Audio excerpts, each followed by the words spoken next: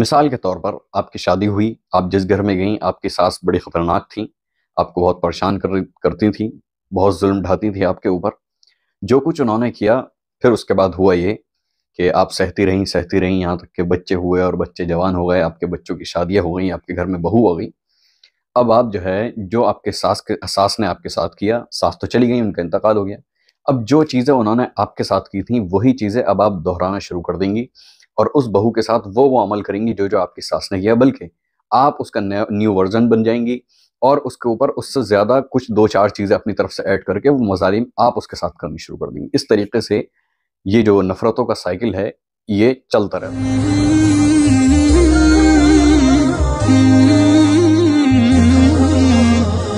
السلام علیکم ورحمۃ اللہ۔ آج ہم بات کریں گے نفرتوں کے سائیکل کے اوپر۔ ہوتا یہ ہے کہ ہمیں بہت ساری تھوک میں نفرتیں ملتی ہیں، جس کو ہم بڑا سنبھال کر رکھتے ہیں، جس کو بڑا ہم محفوظ کر کے رکھتے ہیں اور اسے بڑا سینچتے ہیں، اور پھر اس کے بعد ان نفرتوں کو اپنی اگلی نسلوں کو وراثت میں دے دیتے ہیں۔ مثال کے طور پر آپ کی شادی ہوئی، آپ جس گھر میں گئیں آپ کی ساس بڑی خطرناک تھیں، آپ کو بہت پریشان کرتی تھیں، بہت ظلم ڈھاتی تھی آپ کے اوپر۔ جو کچھ انہوں نے کیا، پھر اس کے بعد ہوا یہ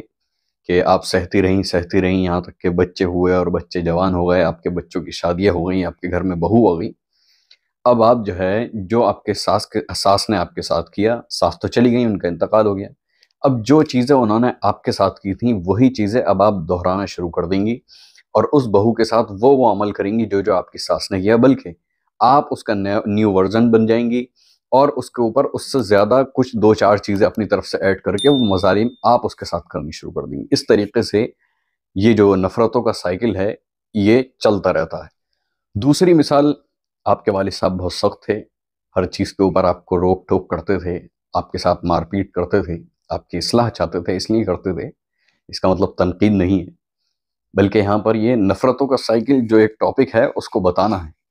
تو جو سختی آپ کے والد صاحب نے کی، اب جب آپ کی اولاد ہوگی تو اس سے زیادہ سخت آپ ان کے ساتھ بنیں گے کہ ہماری اصلاح تو اس طریقے سے ہوئی، لہٰذا ہم جو ہے وہ بھی یہ سب کریں گے، اور جو آپ نے اپنے دور میں بچنے کے ذرائع سوچے ہوں گے، کیونکہ آپ جانتے ہوں گے وہی چیزیں آپ ان چیزوں کو بھی ان کے اوپر روک ٹوک شروع کریں گے، یہاں تک کہ آپ ایک ظالم باپ بن جائیں گے کہ اگر آپ گھر کے اندر داخل ہوئے تو بچے جو ہے وہ پلنگ کے نیچے اور بیڈ کے نیچے گھس جائیں گے، کہ جیسے باپ نہیں، جیسے کوئی گھر میں فرعون آیا ہو۔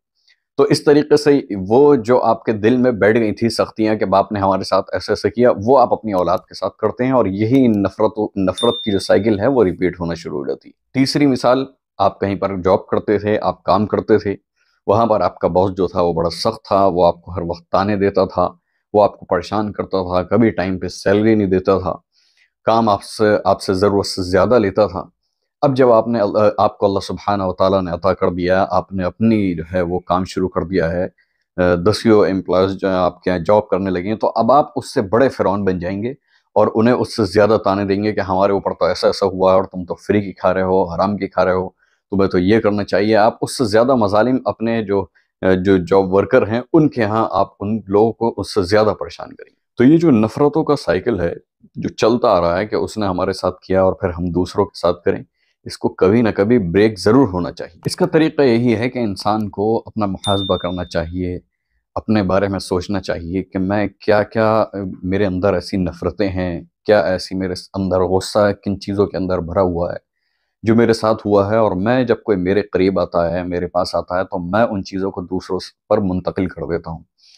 تو اس کو روکنے کا اور اس سے بچنے کا اور اس نفرتوں کے سائیکل پر بریک لگانے کا سب سے آسان طریقہ یہ ہے کہ شکر ادا کرنا شروع کر دیں۔ بھئی سوچیں کہ شادی ہوئی تبھی تو ساس ملی نا، تبھی تو مظالم ہوئے، اگر شادی نہ ہوتی تو پھر یہ ساری چیزیں بھی پیش نہ آتی۔ اللہ سبحانہ و تعالیٰ نے نوکری دی تبھی تو یہ ساری چیزیں باس کے ساتھ پیش آئیں، اگر جاب ہی نہ ہوتی تو پھر کیا ہوتا؟ ظاہر ہے کہ کتنی خواتین ہیں جن بیچاریوں کی پوری عمر ڈھل گئی اور ان کی شادیاں نہیں ہو سکیں، ان کے نکاح نہیں ہو سکیں۔ یہ جو ساس ملی ہے نکاح ہونے کے بعد ہی تو ملی۔ ان لوگوں کی زندگی کو دیکھیں جن کی شادیاں نہیں ہوئیں، وہ اپنے گھروں پر ہیں، کس طریقے سے زندگی گزار رہی ہیں۔ جن لوگوں کے پاس جاب نہیں ہے وہ کس طریقے سے بے روزگار ہیں، کھانے کو روٹیاں بھی انہیں نصیب نہیں ہیں، 2 وقت کا کیا 1 وقت کا بھی نصیب نہیں ہے۔ تو اگر جاب نہ ہوتی تو یہ سب نہ ہوتا۔ بچوں کے ساتھ جو آپ کر رہے ہیں، اگر یہ بچے ہی نہ ہوتے تو پھر یہ سب کہاں سے ہوتا؟ اللہ سبحانہ و تعالیٰ نے آپ کے اوپر رحم کیا، کرم کا معاملہ کیا تبھی تو یہ بچہ ہے نا۔ تو ہر معاملے کے اندر شکر ادا کریں اور سوچیں کہ یہ ساری چیزیں جو ملی ہیں یہ نعمتیں مجھے ملی ہیں۔ جو میرے ساتھ پرانا ہوا وہ ہوا، لیکن جو نعمتیں مجھے ملی ہیں آپ اس کے اوپر شکر ادا کرنا شروع کر دیں۔ جب شکر ادا کریں گے تو یہ نفرتوں کا سائیکل جو ہے وہ رکنا شروع ہو جائے گا۔ دیکھیں یہ جو شکر کی کیفیت ہے نا، یعنی جب آپ بار بار بار بار شکر ادا کرتے رہیں گے تو اس کے اندر جو آپ کے اندر ایک کیفیت بنے گی، وہ یہ کیفیت جو آپ کے اندر ایک زہر ہے اس زہر کو مار دے گی۔ ہر زہر کا ایک تریاق ہوتا ہے، ایک علاج ہوتا ہے، ایک دوائی ہوتی ہے، اور اس جو آپ کے اندر زہر بھرا ہوا ہے اس کی جو دوائی ہے وہ واحد شکر ہے کہ آپ جتنا شکر ادا کرتے رہیں گے وہ اتنا ہی زہر مرتا چلا جائے گا اور آخرکار وہ ختم ہو جائے گا۔ دیکھیں قرآن کے اندر بھی کہا گیا ہے کہ جب بادشاہ کسی جگہ پر داخل ہوتا ہے، کسی بستی کے اندر داخل ہوتا ہے تو اس بستی کو اجاڑ دیتا ہے۔ جیسے کوئی شخص، کوئی بادشاہ کسی شہر کو اس نے فتح کیا تو اس کے جتنے بڑے بڑے محل ہوتے ہیں، جتنی اس کی رونقیں ہوتی ہیں، وہ سب کو اجاڑ دیتا ہے، اسے سب کو ڈھا دیتا ہے، ختم کر دیتا ہے۔ اسی طریقے سے جو احکم الحاکمین ہے، پوری دنیا کا بلکہ پورے عالم کا، عالمین کا جو بادشاہ ہے، بادشاہوں کا بادشاہ ہے، پوری دنیا کا مالک ہے، رب السماوات والارض ہے، جب وہ دل کے اندر آئے گا آپ شکر ادا کریں گے، آپ اس کا ذکر کریں گے تو وہ دل میں آئے گا، اور جب وہ دل میں آ جائے گا تو یہ دل کی سختی، دل کے اندر جتنا زہر ہے، جتنا کینہ ہے، جتنی خباثتیں ہیں، جتنی الجھنیں ہیں، جتنی مشکلیں ہیں،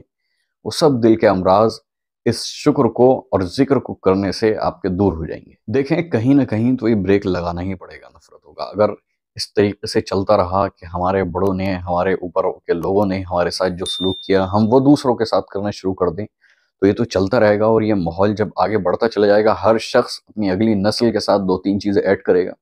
تو آخر میں ہماری نسلوں کا انجام کیا ہوگا؟ تو آپس میں لڑ بھڑ کے ختم ہو جائیں گے۔ تو کہیں نہ کہیں بریک لگانا پڑے گا، اور وہ بریک اپنے آپ سے لگانا پڑے گا کہ جتنی بھی آپ کے دل میں نفرتیں ہیں دوسروں کے لیے، یا جو آپ کے ساتھ برا سلوک ہوا ہے، ان سب کو شکر ادا کر کے اور اللہ کا ذکر کر کے اس کو دفع کریں اور اس کو ختم کریں دل سے، اور ان لوگوں کو بھی معاف کریں، تاکہ آپ کا یہ دل فریش ہو جائے، آپ فریش ہو جائیں، اور آپ اپنی نسل کو اچھی چیزیں دیں، خوبیاں دیں، نیک چیزیں دیں، وہ چیزیں دیں جو ان کے لیے مفید ہو۔ وہ چیزیں جب آپ کے اندر سے ختم ہو جائیں گی جو ان کے لیے نقصان دیں اور آپ کے لیے بھی نقصان دیں، تو ظاہر ہے کہ اگلی نسلیں جو ہیں وہ آپ سے اعلیٰ ہوں گی، آپ سے اچھی ہوں گی، آپ سے بہتر ہوں گی۔ اگر سبھی کانٹے بچھانے لگیں گے تو یہ تو کانٹے بچھتے چلے جائیں گے نا۔ کوئی تو ایک شخص ہو جو ان کانٹوں کو چننا شروع کر دے، ان سب کو ہٹانا شروع کر دے، تاکہ آگے کے لیے راستے جو ہیں وہ بہتر ہوں اور اچھے ہوں۔ میں امید کرتا ہوں کہ جو بھی لوگ یہ ویڈیو دیکھ رہے ہیں وہ اس متعلق ضرور سوچیں گے اور اس کے اوپر عمل کریں گے، اور میرے لیے بھی دعا کریں گے کہ اللہ سبحانہ وتعالی جو کچھ میں نے بتایا ہے، جو کچھ میں نے کہا ہے، مجھے بھی اللہ سبحانہ وتعالی ان سب کی توفیق عطا فرمائے۔ اگر آپ نے ہمارے چینل کو ابھی تک سبسکرائب نہیں کیا تو سبسکرائب کر لیں، ویڈیو کو لائک کریں اور شیئر کریں، اور کمنٹ میں ہمیں بتائیں کہ آپ کو یہ ویڈیو کیسی لگی، اور اگلی ویڈیو آپ کون سی ایسی چیز ہے جو آپ کے ارد گرد ہو اور آپ کو پریشان کرتی ہو، تاکہ ہم اس کا روحانی اور دنیاوی علاج بتائیں، جس طریقے سے وہ چیزیں ہمارے ارد گرد سے اور ہمارے معاشرے سے ختم ہو سکیں۔ وآخر دعوانا ان الحمد للہ رب العالمین، والسلام علیکم ورحمۃ اللہ وبرکاتہ۔